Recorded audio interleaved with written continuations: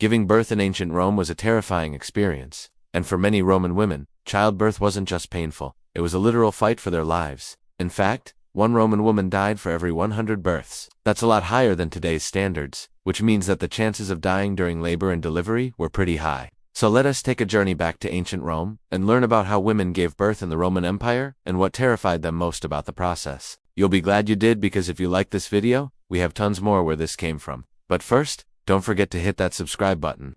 During the days of the Roman Empire, there was no such thing as an epidural or even basic pain medication. Instead, Roman women had to rely on a variety of home remedies to help them cope with the pain of childbirth. Some of these remedies were passed down from ancient Greek traditions, while others were developed by Roman midwives. Remedies included drinking vinegar or sour wine, which was believed to help dilate the cervix, and using a special ointment made of beeswax and sesame oil to massage the abdomen. The idea was that this would help stimulate contractions and make delivery easier. Another popular remedy was to use a special suppository made of dried figs and honey. This was inserted into the vagina and was believed to help open up the birth canal. There were also some herbal remedies that were used to help ease the pain of childbirth. For example, chamomile tea was used as a sedative to help women relax. Other herbs such as lavender and rosemary were used to improve circulation and reduce swelling. However, these natural methods were not always successful, and sometimes women needed more drastic measures to help them through childbirth. One such measure was the use of enemas, which were used to empty out the bowels before delivery. Enemas were also used to administer medication or to remove any obstruction in the birth canal. However, enemas could be dangerous and sometimes caused serious injury or even death.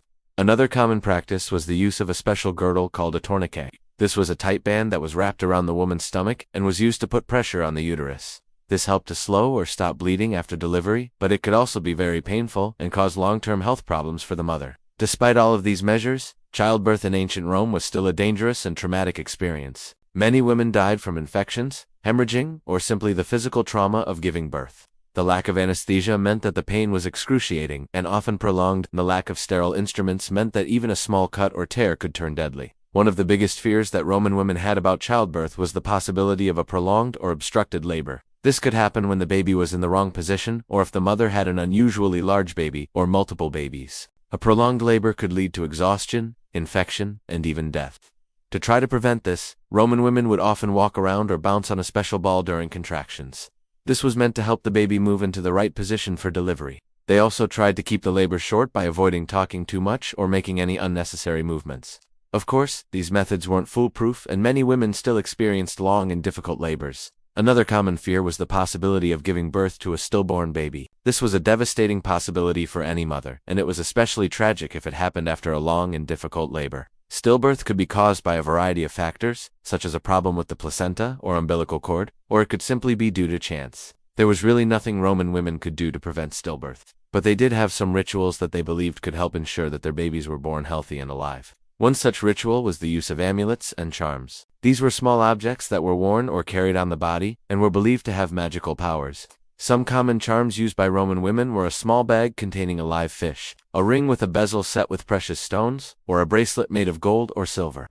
Another ritual that was used to protect the baby during birth was the practice of binding the umbilical cord. The umbilical cord was seen as a lifeline between the mother and the baby, and so it was important to treat it with respect. After the baby was born, the umbilical cord was carefully tied off and then cut. The piece of cord that was attached to the baby was then saved and worn around the baby's neck as a pendant. This was believed to help protect the baby from evil spirits and to ensure that the baby's connection to the mother was strong. Finally, another way that Roman women tried to ensure the safety of their babies during birth was by calling on the gods for help. This could involve making offerings at the temple of a particular god or goddess, or it could simply involve praying to the gods before and during labor. The most common god that Roman women called on for help during childbirth was the goddess Juno, who was the protector of women and children.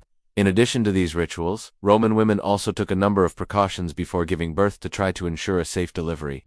One of the most important things that a woman could do was to prepare her body for labor. This often involved a period of fasting or a special diet in the weeks leading up to the birth. During this time, the woman would eat only bland foods that were easy to digest, such as boiled chicken, fish, or vegetables. This was meant to cleanse her body and make it easier for the baby to pass through the birth canal.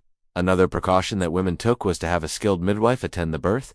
Midwives were women who had special training in helping babies be born. They were often older women who had attended the births of many other babies and had a wealth of knowledge and experience. The midwife would help the mother through labor and delivery, and would also take care of the baby after it was born. Women also made sure to have someone else present during labor and delivery, either a friend or family member. This person would not only provide emotional support, but would also be able to help the midwife if needed. Now let's talk about one of the most horrifying aspects of childbirth in ancient Rome, the possibility of being mutilated by the obstetrician. This was a real fear for many women, because the tools used by doctors were often unsterilized and childbirth was a messy, painful process. Doctors commonly used sharp metal instruments to perform episiotomies, a surgical incision made in the perineum, the area between the vagina and anus. This was done to make the birth canal larger and to help deliver the baby faster. But this procedure was extremely painful and dangerous.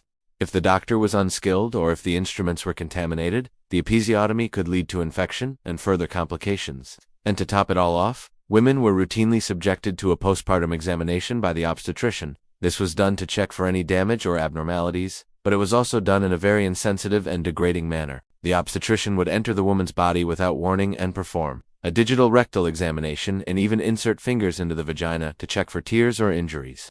This was obviously very painful and humiliating for the woman, and it also posed a risk of infection.